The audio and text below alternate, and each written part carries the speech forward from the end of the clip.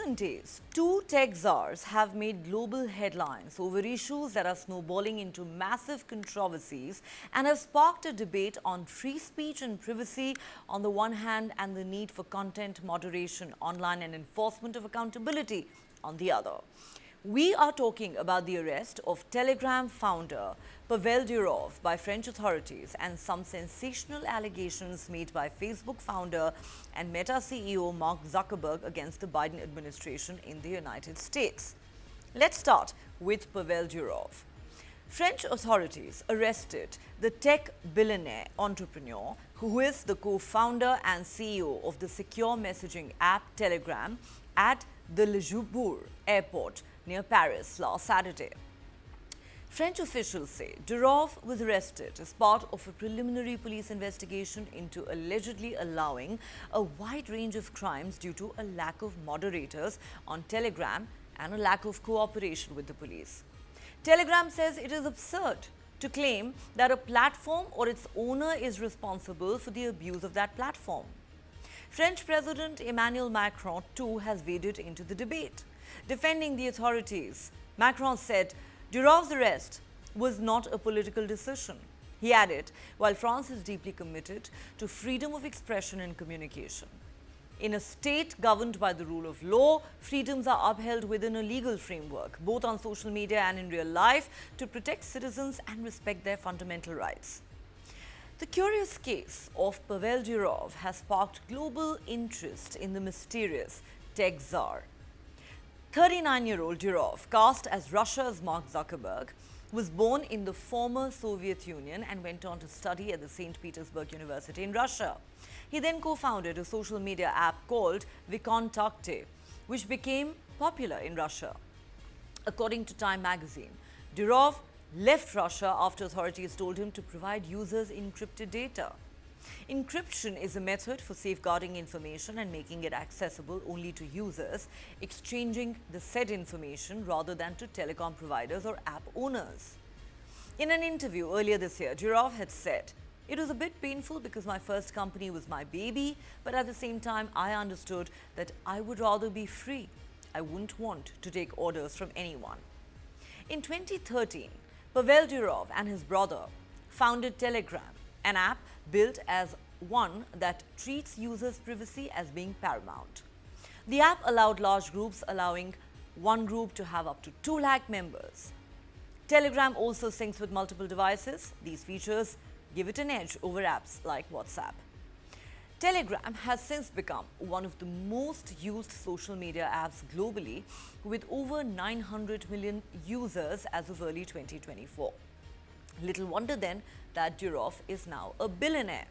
He holds dual citizenships of France and the UAE. So why has Durov been arrested? According to French media, Durov's arrest is linked to proceedings accusing Telegram of complicity in numerous cases linked to drug trafficking, support for terrorism, cyber stalking, even child pornography. Telegram's high degree of user privacy has helped some users sell drugs, dupe people through online scams, including crypto scams, and engage in other illegal activities through the app across the world. Officials say at least 12 violations have occurred and an investigation was opened last month.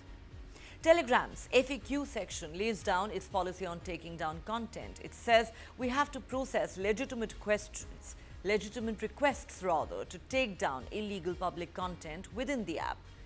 But here's the important thing. It says, please note that this does not apply to local restrictions on freedom of speech. For instance, if criticizing the government is illegal in some country, Telegram will not be a part of such politically motivated censorship. This goes against our founders' principles. While we do block terrorist bots and channels, we will not block anybody who peacefully expresses alternative opinions. The French say Durov did not cooperate in the investigation, leading to an arrest warrant against him. Media reports say the OFMIN, an office in France responsible for combating violence against minors, had discreetly launched an investigation into the dissemination of child pornography on Telegram. Other offenses were later added to the investigation. Durov's Russian origins have added to the tensions between Russia and the West. Russian government officials have expressed outrage over his arrest, with some calling it politically motivated and proof of the West's double standards on freedom of speech. The Kremlin was denied consular access to Durov, according to the Russian embassy in Paris. Now, this is just the latest in a string of cases of governments and tech companies clashing over the regulation of content posted on social media apps and websites. These conflicts have arisen over the need for balancing protections of speech and regulating hate speech and illegal activities. Durov's arrest has sparked some criticism of the French government for an overreach. Former US National Security Agency contractor turned whistleblower Edward Snowden has said, and I quote, "The arrest of Durov is an assault on the basic human rights of speech and association. I'm surprised and deeply saddened that Macron has descended to the level of taking hostages as a means for gaining access to private communications. It lowers not only France but the world."